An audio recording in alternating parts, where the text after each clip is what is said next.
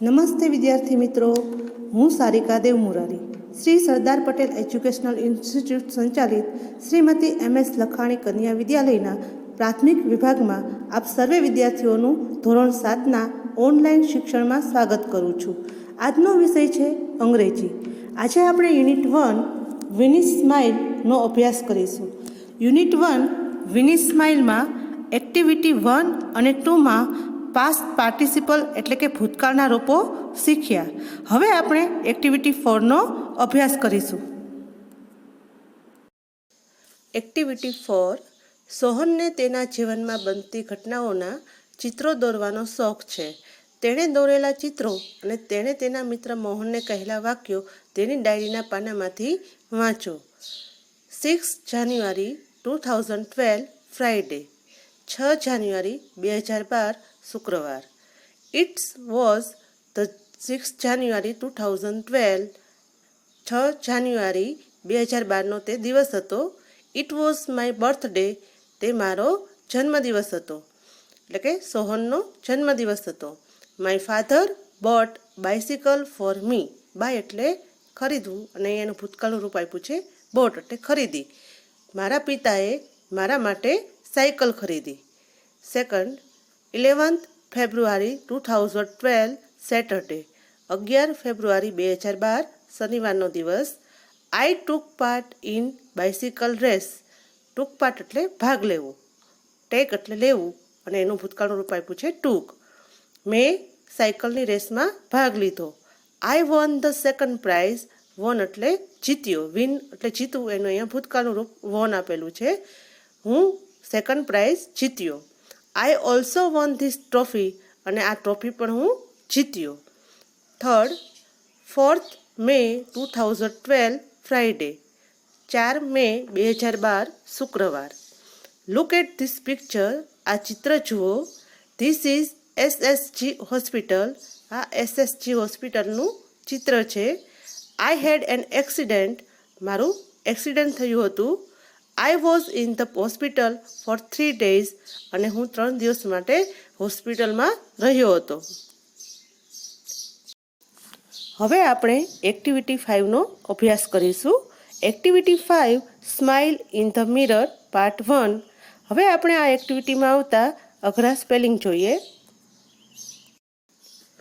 New words. Gift એટલે ભેટ. Unique એટલે અદ્વિતીય, અજોડ. રિયર એટલે પાછળનું. વ્યૂ એટલે દ્રશ્ય અથવા ચિત્ર. મિરર એટલે અરીસો.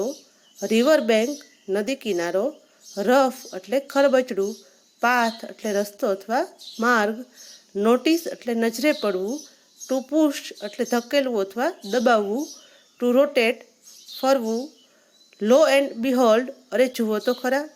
થ્રિલ રોમાંચ થવો. મિરેકલ ચમત્કાર. ફ્રન્ટ વ્હીલ આગળનું પૈડું.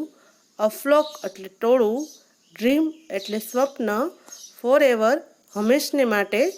પ્રોમિસ એટલે વચન. રૂફ એટલે છત અથવા છાપરું. લીવ્સ એટલે પાંદડા. વિદ્યાર્થી મિત્રો, તમારો બર્થડે હોય અને તમને સરપ્રાઈઝ ગિફ્ટ મળે તો તમને ખુશી થાય ને? થાય કે ન થાય? ખૂબ જ ખુશ થઈ જાઓ, તમારા આનંદનો પાર ન રહે. તો આજે આપણે એક્ટિવિટી 5માં તેજસ્વીના બર્થડે ગિફ્ટ વિશે જાણીશું. એક્ટિવિટી 5 છે તમારા શિક્ષક વાર્તા કહે તે ધ્યાનથી સાંભળો અને તેનું મુખ વાંચન કરો. Smile in the mirror part 1.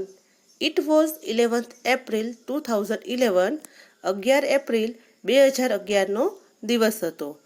It was Tejaswini 12th birthday. તે તેજસ્વીનો 12મો જન્મદિવસ હતો.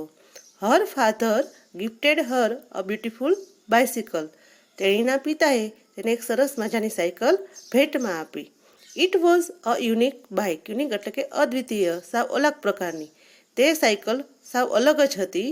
Blue in colour, a soft seat, a little bell and a rear view mirror.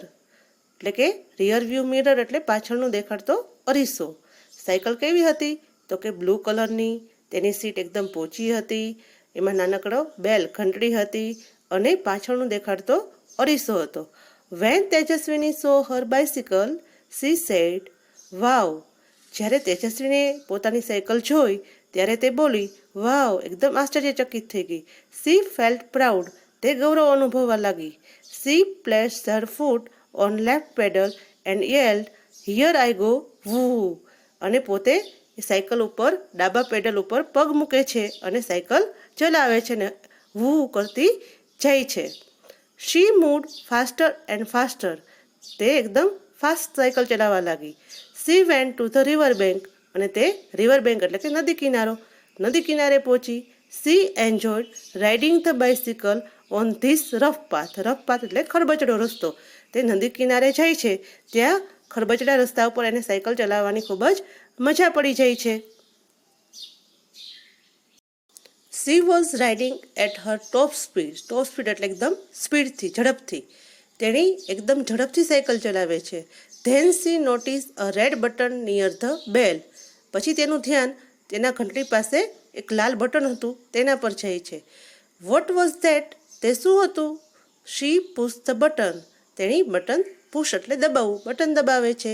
Law and બિહોલ્ડ, જુઓ તો ખરા, they came out a big fan on the river wheel, અને જેવું એ લાલ બટન દબાવે છે કે પાછળના ટાયર પાછળથી અને એક પંખો નીકળે છે. ધ ફેન સ્ટાર્ટેડ રોટેટિંગ, અને પંખો ફરવાનું ચાલુ થાય છે. વ્રૂમ વ્રૂમ, અને પંખો વ્રૂમ વ્રૂમ ફરે છે. ઇટ થ્રિલ તેજસ્વીની, અને આ પંખાએ તો તેજસ્વીને એકદમ આશ્ચર્યચકિત કરી દીધી. She pedalled the bicycle with full strength એટલે કે તાકાત, એનામાં જેટલી તાકાત હતી એટલી એ ઝડપથી પેડલ મારે છે. એન્ડ વોટ અ મિરેકલ, અને શું જાદુ થયું. The bikes front wheel rose from the ground, rose એટલે ઊંચું થવું, અને જેવી એકદમ તાકાતથી તેજસ્વીની સાયકલને પેડલ મારે છે કે સાયકલનું આગળનું ટાયર છે એ જમીન ઉપરથી ઊંચું થાય છે.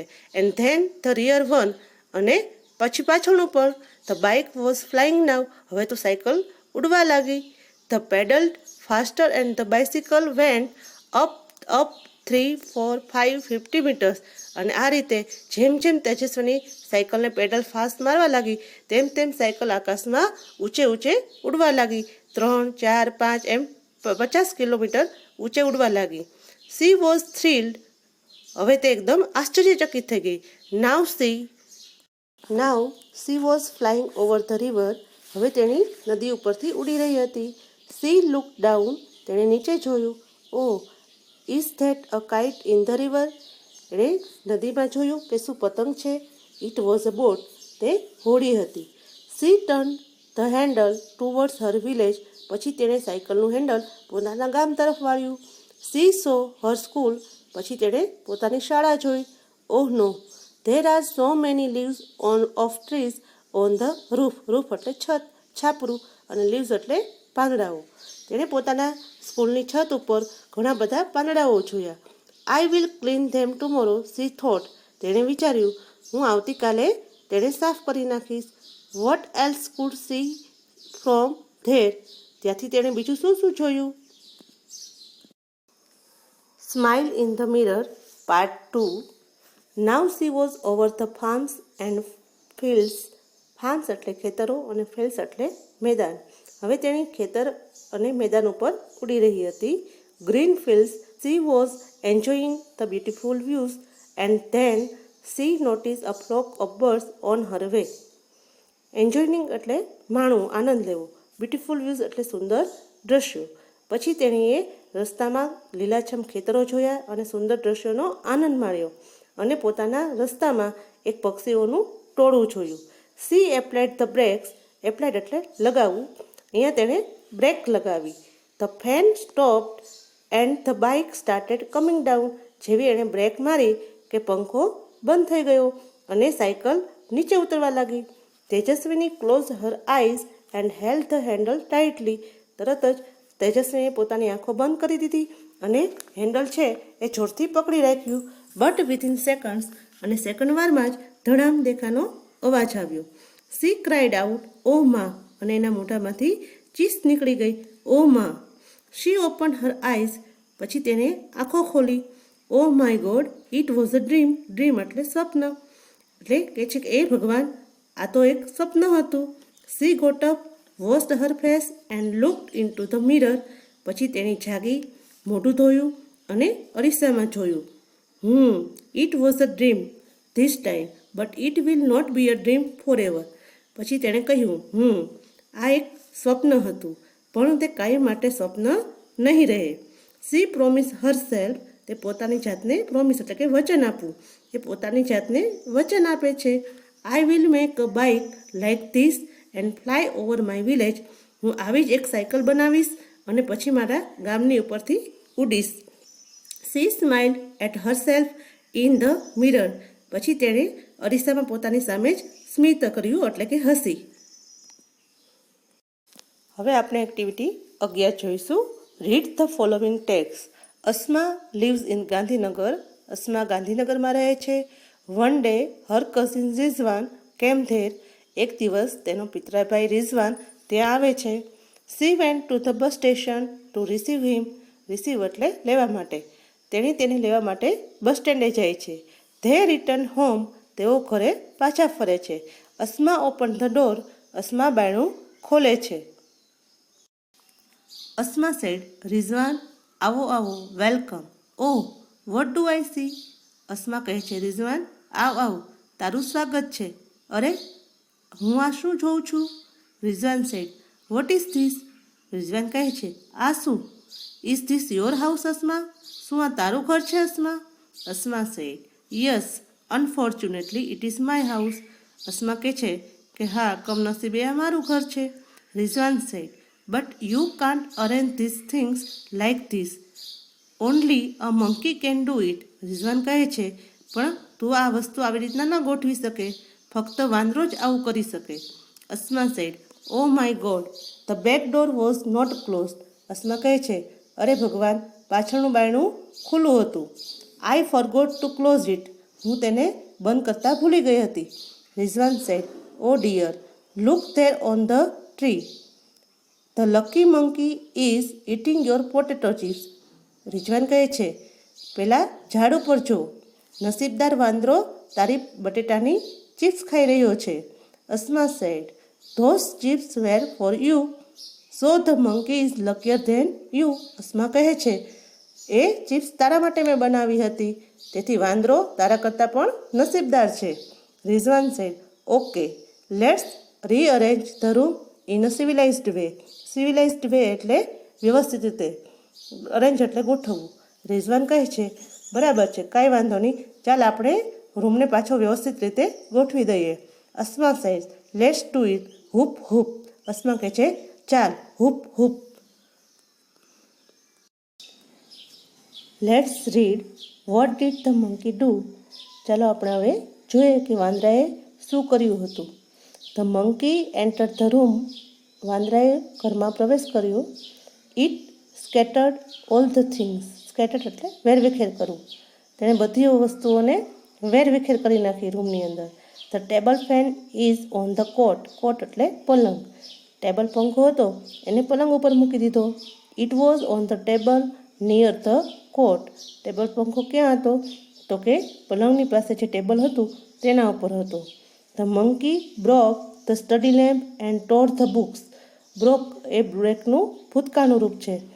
તેણે સ્ટડી લેમ્પ હતો એને તોડી નાખ્યો અને ટોર ધ બુક્સ, ટોર એટલે પણ તોડવું, અને બધી ચોપડીઓને ફાડી નાખી. The monkey took out shoes from the shoe stand and through them out. અને વાંદરાએ જે બૂટ હતા એણે બૂટના ખાનામાંથી લઈ અને બહાર ફેંકી દીધા. The monkey through the statue on the floor. જે પૂતળું હતું એને પણ ફ્લોર, જમીન ઉપર ફેંકી દીધું. It was in the corner. તે કોર્નર ઉપર હતું. The cupboard was close. કબાટ બંધ હતો. Now it is open. વાંદરાએ તેને ખોલી નાખ્યો. The monkey put the flower vase on the sofa. વાંદરાએ ફ્લાવર વાસ, ફૂલદાની હતી એને સોફા ઉપર મૂકી દીધી. It was on the stool. તે એક સ્ટૂલ ઉપર હતી. All the chairs were upside down. Upside down એટલે ઊંધી જતી, ઊંધી કરી નાખવી, અને બધી ખુરશીઓ છે એને ઊંધી કરી નાખી. તમે જોયું ને કે વાંદરાએ ઘરમાં કેવું સરસ વ્યવસ્થિત ગોઠવેલું હતું, એ બધું વેર વિખેર કરી નાખ્યું. Now complete the following picture. હવે તમારે અહીંયા આપેલું ચિત્રને પૂર્ણ કરવાનું છે. After the monkeys visit. પહેલાં કઈ રીતના ગોઠવેલું હતું એ ચિત્ર તમે આગળ જોયું.